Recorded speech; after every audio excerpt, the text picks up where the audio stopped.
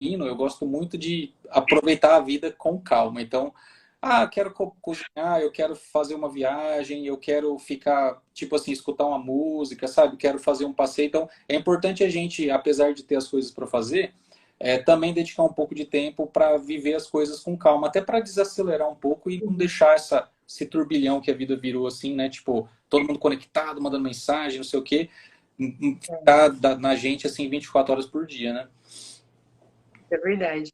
E falando desse aceleramento e tal, Aham. lembrei de uma coisa que eu queria que o professor compartilhasse com a gente, que é sobre o TDAH, Ah, porque eu tenho um amigo que hum, ele está aparentemente se diagnosticando, não, né? Ele está passando por um processo de diagnóstico aham, e para ele está sendo um pouco complicado, porque no início ele não entendia o que uhum, ele tinha e hoje ele está passando a entender. Então, eu certo. queria que você compartilhasse para a gente como que foi no início. Tá, tudo bem, Carlos.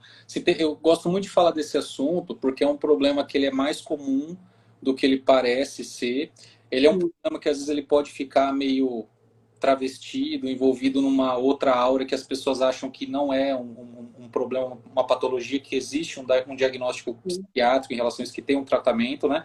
Então, é importante, assim, desmistificar um pouco disso, né? Então, no meu caso, assim, eu fui perceber as manifestações mais complicadas do TDAH depois que eu já era adulto.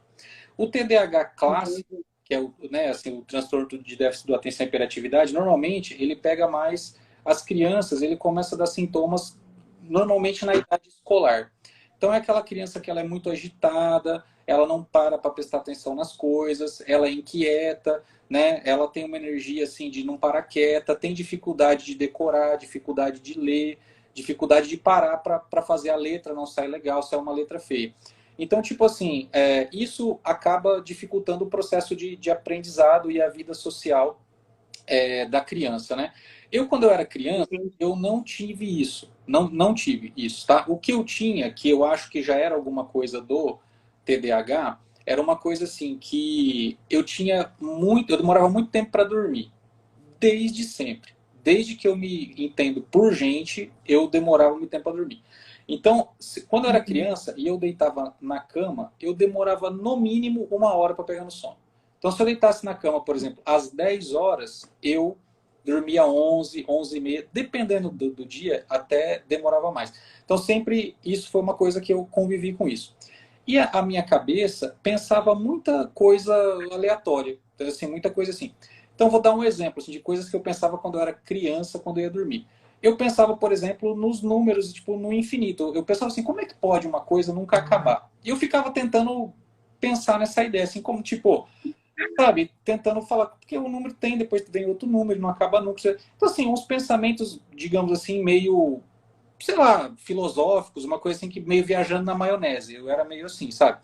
E a gente Entendi. tem a sensação de que o pensamento, ele vem na sua cabeça como alguém que entra sem bater na porta, entendeu? Então, quando você tem TDAH, eu estou conversando aqui com você.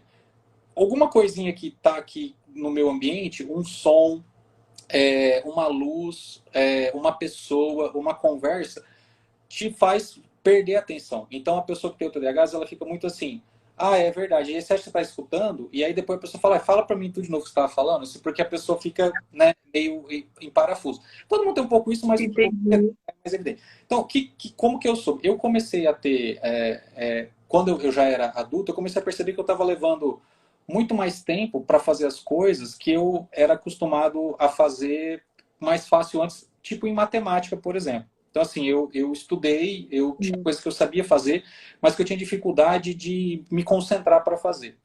E aí, teve uma certa época da minha vida que eu estava pensando em estudar outras coisas e tal, que é uma coisa do TDAH também, a pessoa tem interesses difusos, né? Assim, eu quero estudar outra coisa, eu quero aprender a confeitar, eu quero aprender, tipo, sei lá, né? Jardinagem, é isso mesmo, assim, a pessoa tem umas coisas. Entendi. Então teve uma época que eu estava pensando tipo assim, não tô dizendo, tipo, só para fazer um parênteses, assim, estudar outra coisa no sentido de abandonar a matemática. Eu tinha curiosidade de conhecer outras coisas. Então, na época, minha ex-mulher era advogada, eu falei assim, talvez eu estudar direito noturno para aprender umas coisas, que é um curso muito amplo, coisa de lei.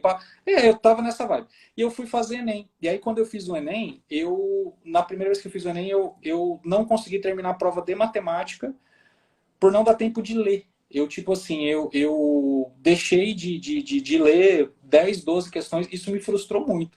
E aí eu falei, não, como é que pode eu não conseguir terminar de ler? Porque eu ficava desconcentrado, indo e voltando e tal. Isso eu já tinha uns 30 anos, 30 e poucos anos já, né? E aí eu fui atrás de um diagnóstico e tal, aí eu fui pesquisar, entrei na internet, aí eu fui atrás de um médico que é especializado nisso, que inclusive na época é um médico de outra cidade, que não me engano, de Presidente Prudente, que é da associação lá e tal, que saberia trabalhar com isso. E aí eu fiz uns testes que tem que ser feitos lá. Na época ele trabalha junto com uma outra profissional que é tipo psicóloga ou neuropsicóloga. Eu não sei qual que é a diferença de psicólogo para neuropsicólogo, mas elas, né? E aí eu tipo, fiquei lá um dia no consultório dela praticamente a manhã toda, fazendo muitas coisas, testes, questionários, não sei o que, tarará. E aí eu fui diagnosticado com o TDAH, né? E aí foi uma coisa que, para mim, foi importante saber do diagnóstico, porque eu consegui me controlar melhor algumas coisas. Porque tem essa parte que eu estava falando do TDAH e tem uma questão que as pessoas com TDAH elas têm mais mudança de humor, entendeu? Então a pessoa que um dia ela tá bem, outro dia ela tá meio cabreirona, sabe? Elas têm mais propensão sei lá, a ficar com depressão, entendeu? Elas têm mais propensão a ter ansiedade. Tudo isso tá meio num pack, né? Você ganha uma coisa. Então muita coisa que acontecia na minha vida começou a fazer sentido um pouco para mim, porque alguns problemas até de convivência, sabe? Coisas assim. Então eu fui meio que nessa jornada do autoconhecimento. Aí eu comecei a me tratar, comecei a fazer terapia, né, que é uma coisa que eu faço até hoje.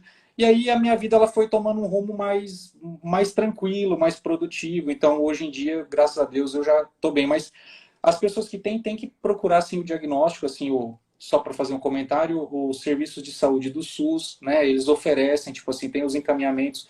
Não sei quanto tempo demora, porque eu tenho alunos, colegas, né, tipo, pessoas lá, tipo, da nossa família, que eles vêm falar para mim, professor, eu acho que eu tenho, eu tô assim. Fala, então pega, vai procurar ajuda, né? Não tem condição de pagar consulta? Marca lá no posto mesmo, passa no médico, pega um encaminhamento para o psiquiatra, né, e tal, vê, né, na cidade, lá qual que é o centro de atendimento.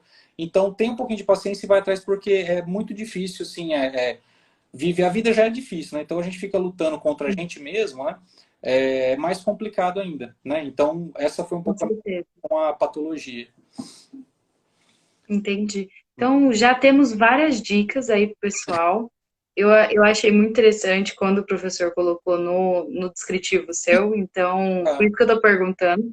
Porque muita gente, às vezes, não sabe que tem e fica, que nem falou, às vezes se identifica com outras coisas e não vai atrás, né? Fala, é ansiedade, pronto. E não vai procurar saber realmente ao fundo do que se trata, né? Sim, porque às vezes até para conversar, às vezes com, que nem, né, eu no meu caso não tinha isso, mas que nem, eu era casado na época, e a minha ex-mulher, ela, depois que eu comecei a fazer o tratamento, ela ficou assim, ela falou, meu Deus do céu, você é outra pessoa, você não tem o que, tipo assim, ela ficou maravilhada, assim, tipo, porque ela falou, o João Paulo mudou, assim, a vida dele melhorou 90%, sabe?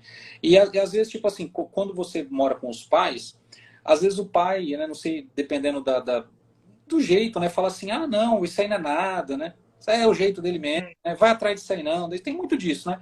E aí, assim, para os colegas, assim, tipo, para os alunos, assim, pessoas que já são adultas, apesar de viver com os pais, vai atrás, né? Tipo assim, mesmo que o pai não dê muita força, ou que a mãe fala, vai lá, marca uma consulta, não precisa, né? Não fica muito preso, ou tenta conversar de uma maneira direta, produtiva, empática, para produzir e falar assim, não, pai, realmente eu preciso, entendeu? Mãe, eu preciso ir atrás disso e não ficar nessa coisa do deixa para lá, entendeu? Que prejudica muito.